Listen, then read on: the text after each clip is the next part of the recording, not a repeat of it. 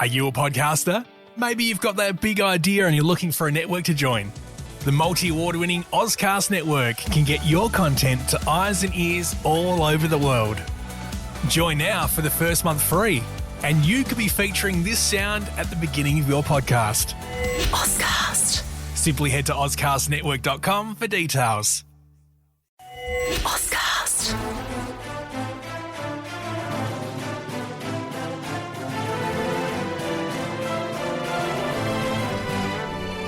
All right, strap in, everybody.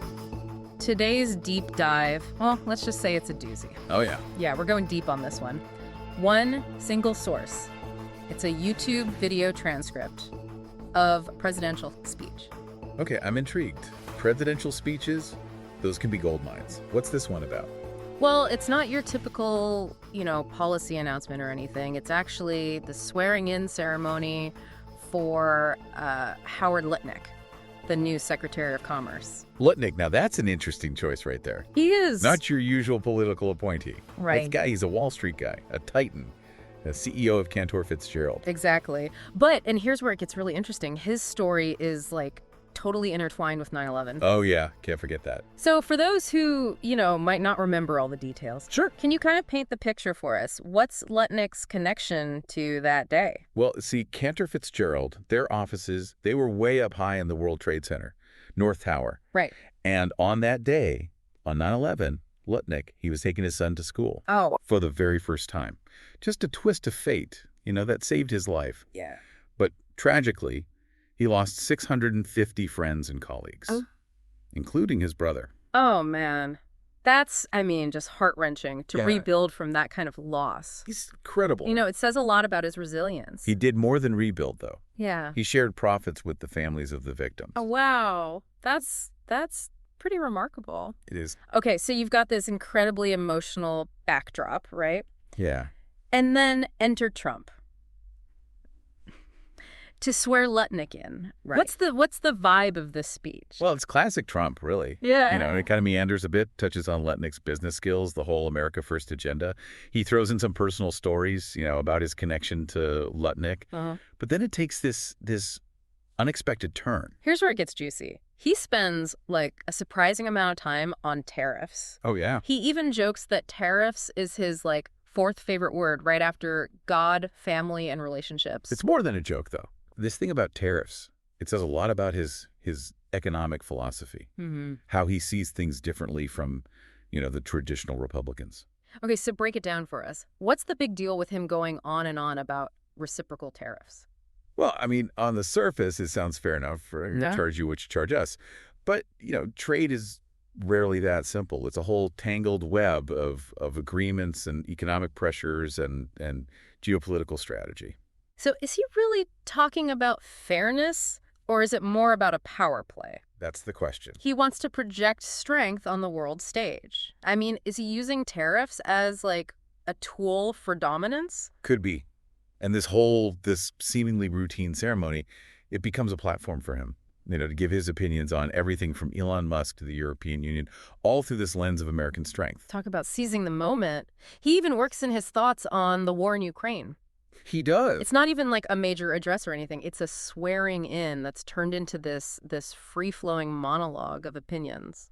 Yeah, and that's where we start to see patterns. For example, he praises Elon Musk, but he doesn't say exactly what Musk is doing that he likes. So it's strategic, aligning himself with a big innovator. Maybe. Or maybe he's trying to borrow some of Musk's popularity.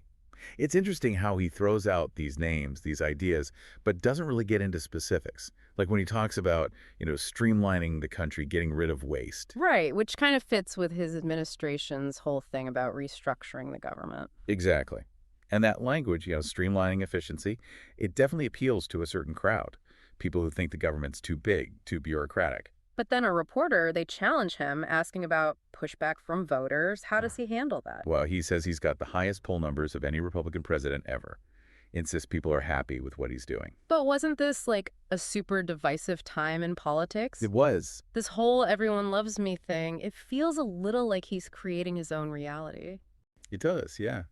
That claim about poll numbers, in the middle of all that polarization, It's a prime example of how he just, dismisses anyone who disagrees with him. Mm. Makes you wonder about how that kind of talk affects public trust and how we talk about politics. He even says that FBI agents are very happy about Cass Patel being appointed, Right. even though there were all those worries about mass firings in the FBI. Exactly. Again, it's that image of everyone being united, happy, Right. even when there are clearly people who aren't. So it's not just the policies themselves, it's how he presents them. Absolutely. He's crafting this image. Mm. Strength, unwavering support, even when things are complicated and people are criticizing him. Which takes us to what he says about the European Union. He says they're dying to lower tariffs, make a trade deal because of his tough stance. Right, and he brings up reciprocal tariffs again. Yeah. It's this easy fix for complex trade problems. But couldn't you argue that the EU is just acting in its own best interest, not just giving in to Trump? Of course you could. It's important to remember, there's always more than one side to these international things.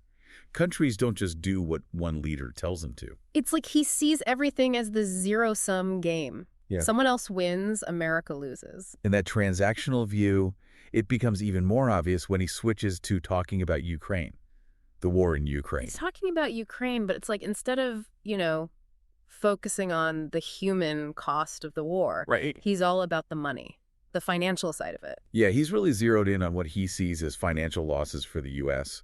He even uses that phrase, get our money back. Yeah. It's kind of jarring, when you think about all the human suffering going on in Ukraine. Totally. And then there's this thing he says about Europe recouping their investment through loans to Ukraine. Is there any truth to that? It's misleading, to say the least. Yeah. I mean, sure, some European countries, they've given loans to Ukraine, but to say they're just getting their money back, that ignores the bigger picture. For sure. I mean, who knows if those loans will ever be repaid with all the devastation from the war. And it downplays all the humanitarian aid, the military support that a lot of European countries have given. It's that transactional view again. He's taking this really complex geopolitical crisis and boiling it down to just, dollars and cents. Yeah. It's kind of wild how he downplays the U.S. role in supporting Ukraine, saying Biden shouldn't have gotten us involved. Classic, right? Blame the previous guy for the problems. Take all the credit for anything that looks good. Exactly.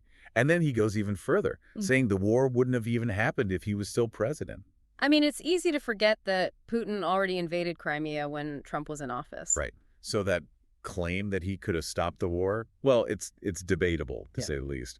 And then there's that weird little mention of a possible minerals deal with Ukraine. Oh, yeah, that caught my ear. Just kind of thrown in there, but it raises all sorts of questions. Doesn't it? Like, what was this deal all about? What was the thinking behind it? Was it just about, making money? Or were there, other geopolitical things going on? And then, to make it even more mysterious, he talks about a potential trip to Moscow, which he then denies. It's all very hush-hush. It really is. This whole cryptic comment, it adds to the mystery around his approach to foreign policy. Was he actually thinking about going to Moscow? What would the point have been? We can only guess, really. And then, almost like a change of scenery, he goes on to talk about Apple investing hundreds of billions of dollars in the U.S. It feels very deliberate, don't you think? Almost like he's trying to shift gears, move on to something positive after all the heavy stuff about war and possible shady dealings. Yeah. But then we find out that the details of these investments, they were never really made public. So even the seemingly good news, there's this cloud of uncertainty hanging over it. Exactly. It highlights this pattern of him making big pronouncements, but not always backing them up with concrete details. And then just when you think he's done with Carex, he brings them up again. This time, it's about digital taxes that other countries are imposing. Right. He announces this plan to put tariffs on those taxes, which just shows how protectionist he is, how willing he is to use tariffs as a weapon in international disputes. And then, totally out of left field, he drops this bombshell. He's thinking about merging the Postal Service with the Commerce Department. Wow, that's a bold move, one that would have some pretty big consequences for both of those institutions. He presents it as a way to, fix the Postal Service, get it out of debt. But it also makes you wonder about potential political interference in a service that's supposed to be for everyone. Yeah, is it really about efficiency and saving money, or is there this deeper motive to have more control over the Postal Service? Especially since he's putting Lutnick in charge of it. It's like he sees government agencies as businesses that he can run the same way he ran his own companies. That's a big takeaway from this speech, I think. It gives you this peek into how he thinks about power, about leadership, and about America's place in the world. Man, we've covered a lot of ground. From tariffs and trade wars to Ukraine and the postal service. It's like we've been inside his head for a little while. And through it all, we see these themes, right? The focus on deals, the America First mindset, this need to show strength, even when things are messy and complicated. It's really something. So how do we make sense of all this? What does it all mean in the long run?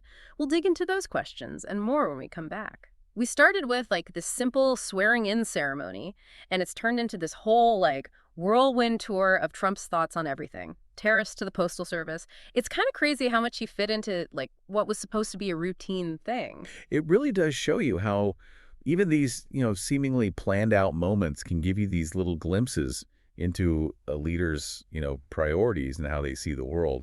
And in this case, we see a president who's laser focused on looking strong and portraying himself as a winner, even when he's dealing with tough challenges or pushback. It's almost like he approaches everything like it's a business deal, always looking for an advantage, the best outcome for himself, or I guess in this case for the country as he sees it. Yeah, that America First thing, it runs through his entire speech.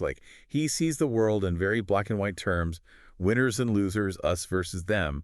And he's not afraid to use, his position to push his own story, even if it goes against reality or ignores how complicated things really are. Like we saw with those claims about his poll numbers and the FBI agent supposedly being happy, he creates this picture of everyone being on his side, even when there's clearly disagreement and division. It's interesting how he uses words to shape how people see things and deflect any criticism. It says a lot about how he communicates and how he sees power. He's really good at persuading people, but it also seems like he believes his own hype, even when the facts say otherwise. It makes you think about the long-term effects of that kind of leadership. What happens when a leader is always about strength and dominance instead of working together and compromising? That's the big question, isn't it? This speech, it's like a snapshot of a specific moment in time, a presidency that was both fascinating and controversial. It makes you think about what leadership means in the 21st century, how communication shapes public opinion, and that fine line between showing strength and actually working together on a global scale. It also leaves us with a lot to think about regarding Trump himself. What's really driving him? Is it ideology, a thirst for power, or maybe a mix of both? And what does his way of leading tell us about American politics and its place in the world? Those are questions that, people who study politics and history will be wrestling with for years to come. But this speech, even though it's kind of unconventional, it gives us valuable clues about the man himself and the things that shaped his presidency. So as we wrap up this deep dive, I can't help but wonder how this speech would land today with everything that's happened since. Would people still connect with it? Would it cause the same kind of controversy? Or would we see it differently now? That's something for you all to think about as you consider the words and the impact of this very unique leader.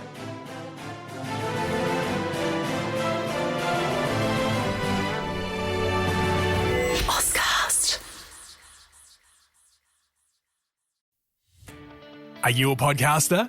Maybe you've got that big idea and you're looking for a network to join. The multi-award-winning Ozcast Network can get your content to eyes and ears all over the world. Join now for the first month free, and you could be featuring this sound at the beginning of your podcast. Ozcast. Simply head to ozcastnetwork.com for details.